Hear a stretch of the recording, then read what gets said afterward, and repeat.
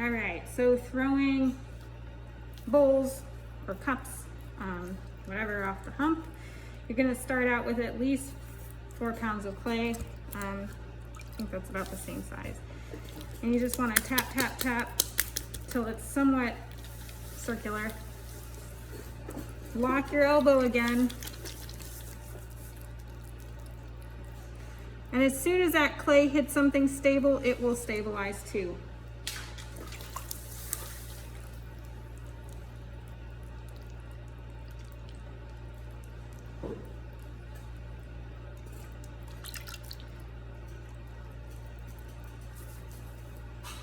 So the beauty of throwing off the hump is you don't necessarily have to, it's okay if you just wedge once.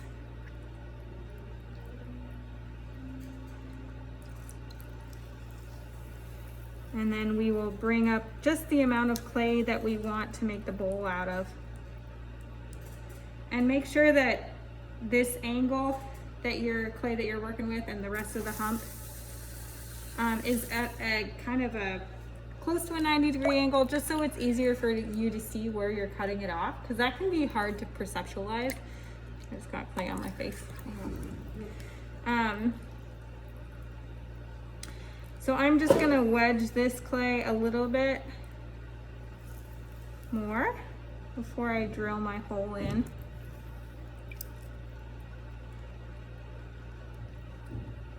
Drop my hole down and pull my first wall up. I like to do that in one swift motion. So drop my hole down, and then that motion of, instead of just pulling my hand out, I gently cradle the clay and pull out just ever so slightly. So you really have to imagine what kind of bowl you want to make, and that should dictate the angle at which you're pulling your wall, right? Also, when you're throwing off the hump, how far down you go, you really have to be careful not to go too far down, because when you cut off, you might accidentally just cut the hole out, right? So be a little conservative, especially if you want a little more space to trim in a foot.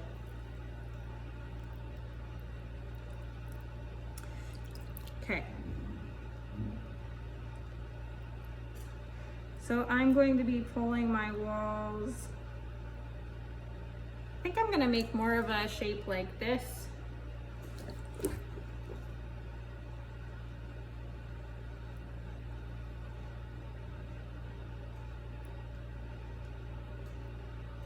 So I'm going pretty vertically because I want to lay those walls down in the exact way I want, instead of having to bring it back up. It's always easier to go out than it is to come in. Not impossible, but just kind of keep that in mind. I'm also lubing up the clay every time I pull a wall, because I'm exposing clay that wasn't wet before, right?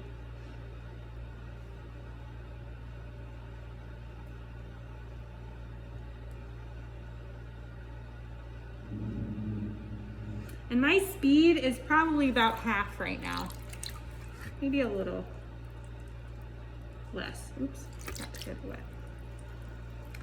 And as you're getting this clay really wet, you want to make sure to come in and take clay out of the bottom, just so you don't have a little puddle down there, because that's going to weaken your floor. And it's already hard enough to compress the floor when you're throwing off the hump. You really don't want to accidentally make it more weak.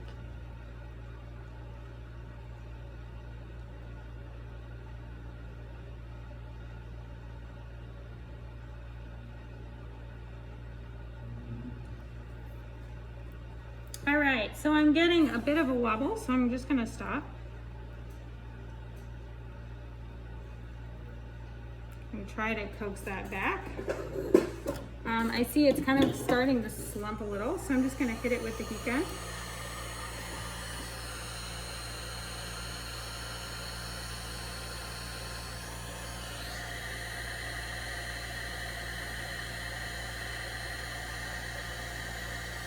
give it a little more strength.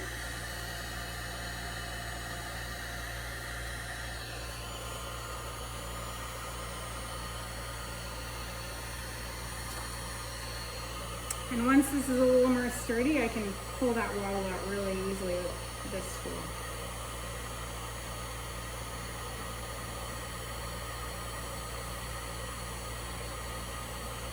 So a lot of throwing is learning how to notice the way the clay's moving on its own rather than the way you're moving it, right? So just even that slightest, this curve right here is an indication that the clay wasn't ready to do what I wanted it to do.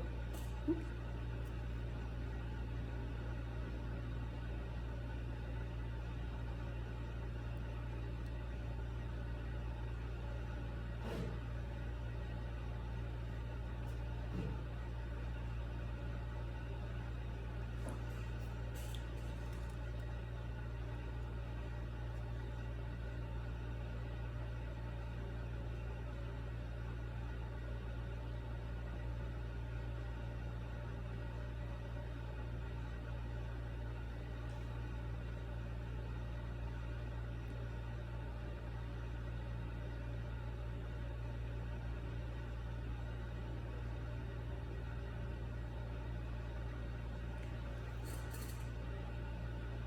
All right, we're back.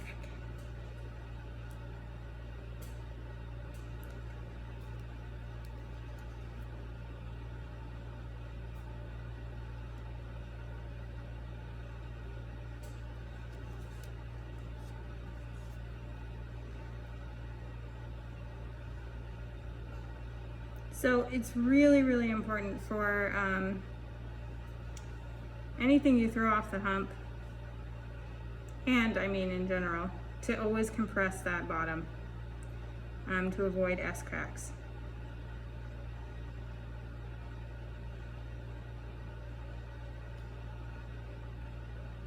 And any crackage.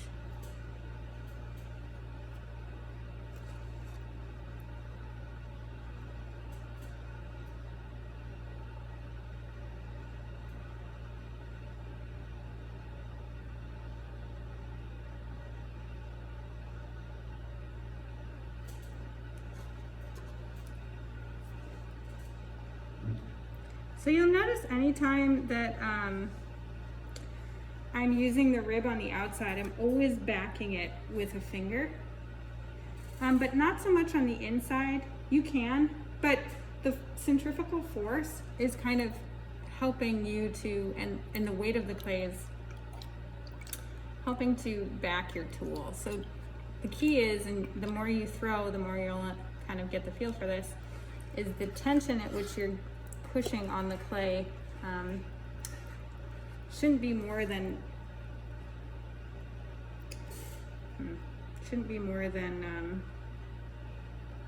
like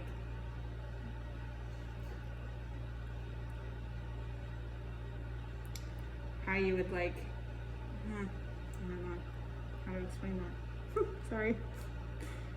Very, very light pressure is what I mean.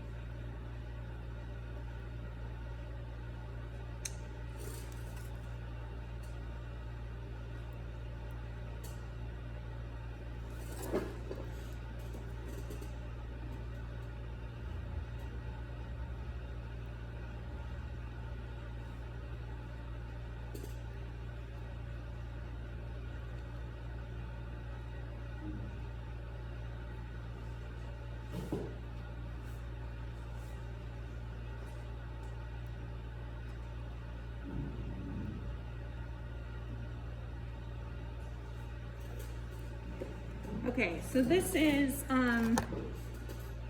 generally the shape that I want. So I'm gonna lock this shape in with the heat gun, or you can just let it sit for a little while. And I'm gonna do this before I compress my rim, because if I compress my rim now, I might alter this form. So I'm just gonna give it a little strength.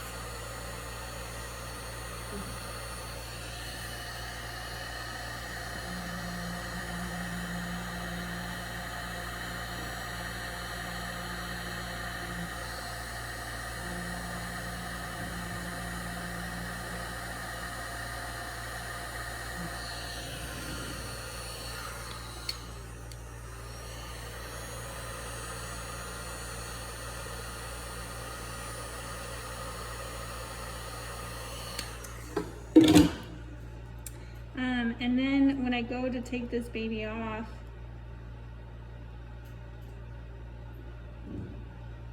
I want to get as much excess as off as I can.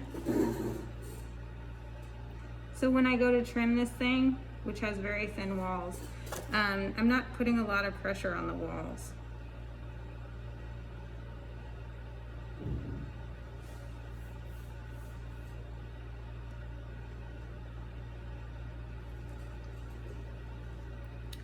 So I'm going to draw a line with my needle tool, which I do not have.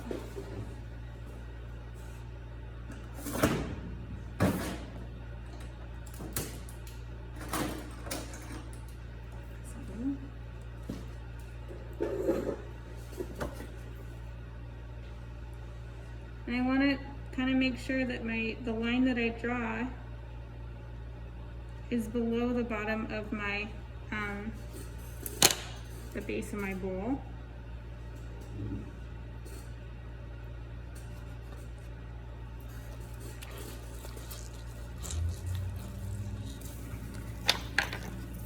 And then I'm just going to use my wire cutter.